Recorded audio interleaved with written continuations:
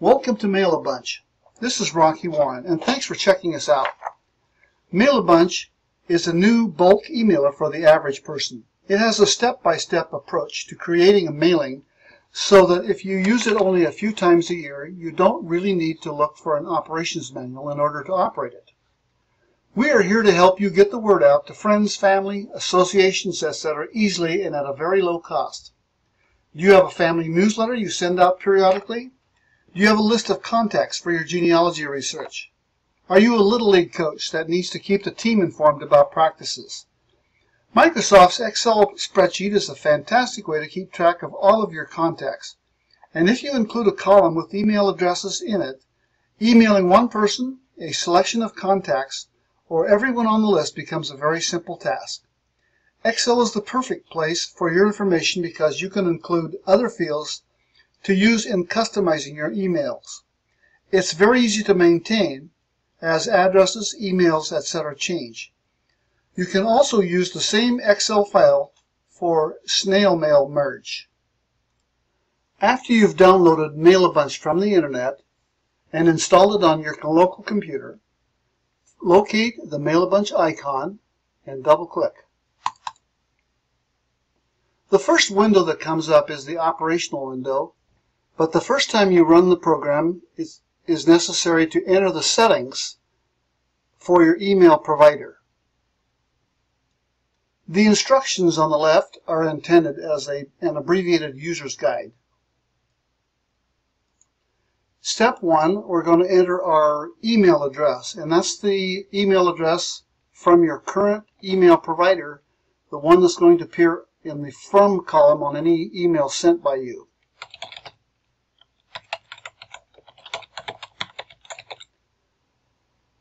Secondly, we're going to enter the name of the outgoing mail server. This is usually found in your account information on your email provider that you have now. If you have difficulty finding it there are numerous sources on the internet that will help you. In this case,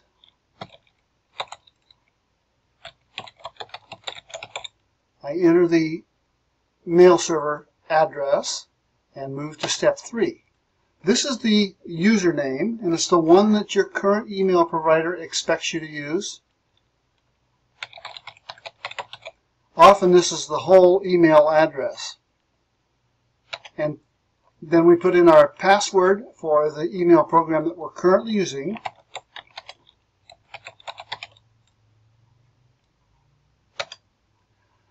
And some of the email providers require an extra level of security called SSL. Some of the programs are going to, the providers are going to require this.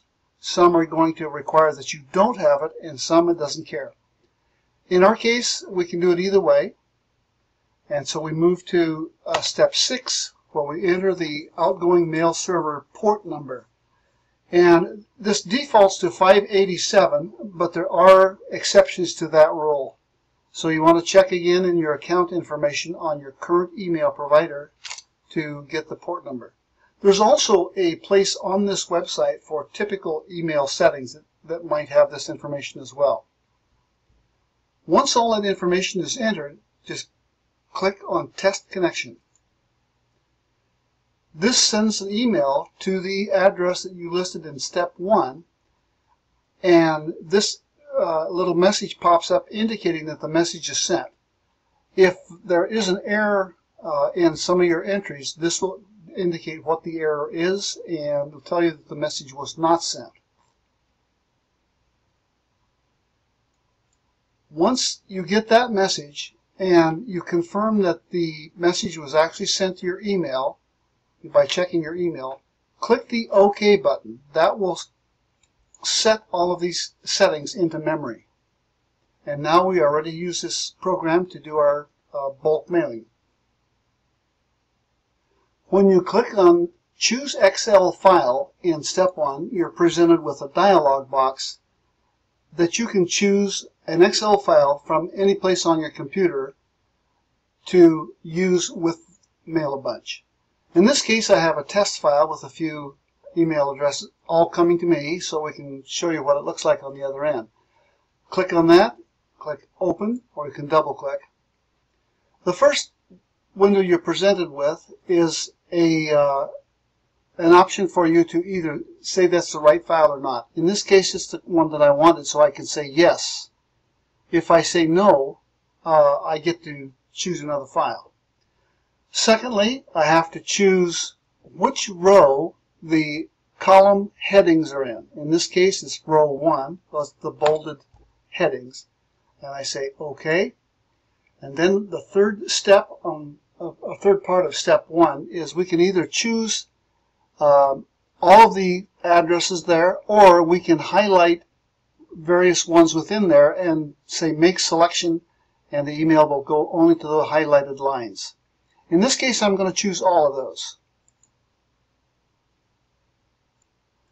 Step 2 comes from your settings information and is just there to remind you which email program you're using. Step 3 is a drop-down list of the headings that are in the email or the Excel file that you've chosen. And what you want to do is find the name of the column that has your emails in it. In this case, it's just called email. It doesn't have to be email. It can be called anything. If you have, you can send one carbon or one blank carbon by indicating which column that information is in, one only. You can also attach a file by clicking on the Browse Files and choosing a file to add. And you can add anything that you can add to an email here. I'm going to put attach this Excel file just so you can see what it looks like, and say Open. And you'll see it shows up right here. It tells you how large it is, so you know not to go over the limits of your server. You can also highlight these and remove them by clicking on that. Next, we just enter the subject, and I'm just going to call this Test. And we've got all of our preliminary information for this particular mass mailing. When we press on Compose Email, it brings up an entirely different window. The upper part of this form is for the body of the email, and the lower part is for the signature that could include things like disclaimers, advertising, and obviously your name and company name or whatever you want to put in there. And that can be saved and restored anytime you want, so that depending on which hat you have on at the time you send the email, you can choose which signature you want there without having to recreate it. Okay, let's create a small email here. Dear. And now something a little unique with this program, I can insert information from any column in any email, Excel file to include in my email.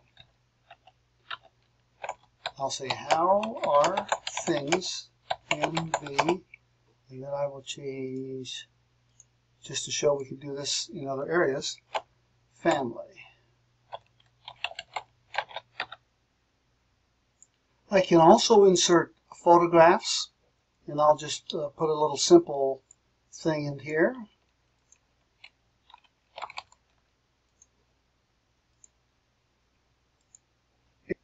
And finally, you can include hyperlinks.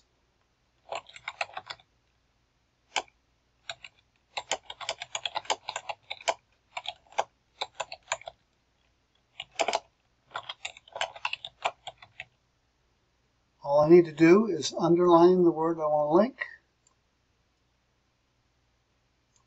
and say hyperlink, and I'm going to link it to my email address. This could also be a website.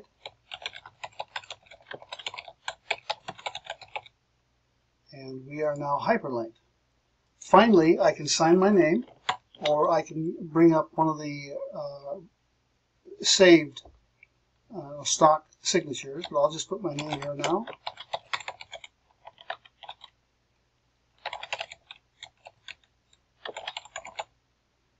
And I will say continue. Now what continue does, it takes me back to the previous page. And I wanted to point out here too that if you thought of something you needed to change in the other, you can just go back and forth. So you still have all the information there, and you still have all the information here. We're now ready to actually send our emails. But if you have insertions, I always recommend that you hit the send test email first. This warning comes up if I have the same address several times. And so I'm going to proceed anyway, and I'll say yes.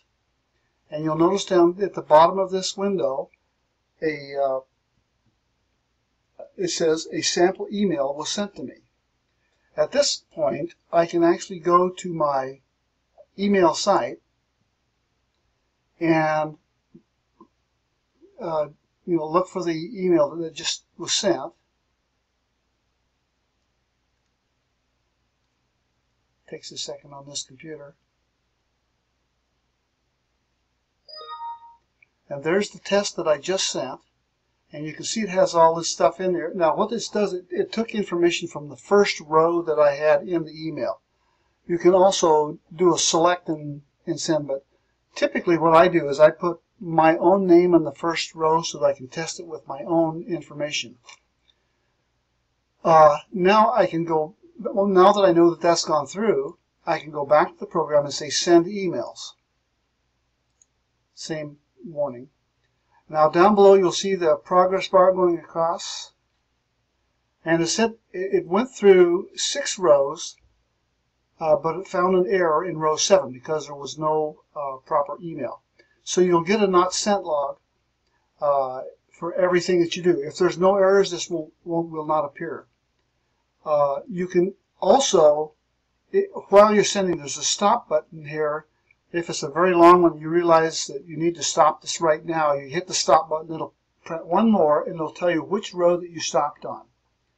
If I wanted to see that that error log again, I can double-click here, and it'll bring it up. And there's the test file right there, and I can open it up. It tells me that's the one I sent 7:48 p.m.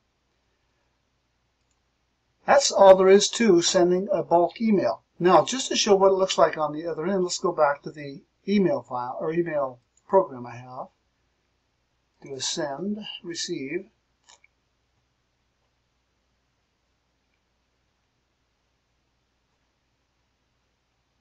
I don't know why my program is so slow.